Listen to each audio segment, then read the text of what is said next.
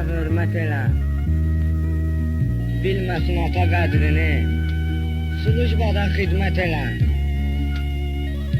Böyük qardeşim durur, çığırsa atığın başına. Dur ona şapalar vur, sonra ona nifrət elə. Ey mərifətli oğul, çalış atıya hürmet elə. Bilməsin ata qədrini, slujbada xidmət elə.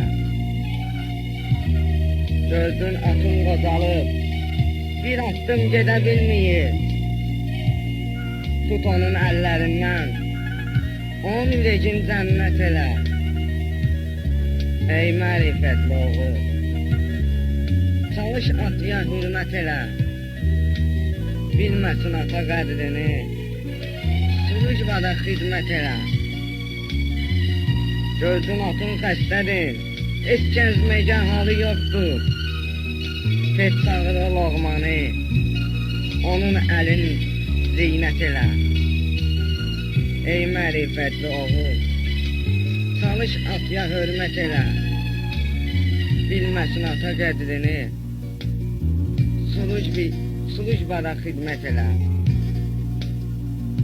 Görsün əskər gedirsən, ata-ana təkdana qalır. Əlüvi qaldır göyə, Allaha əmanət elə.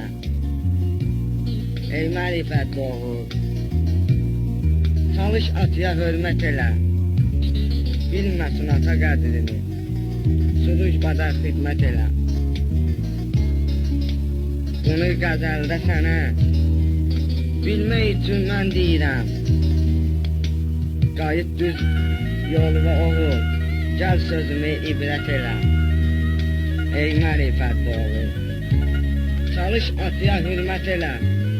Bilməsin ata qədrini, slujbada xidmət elə.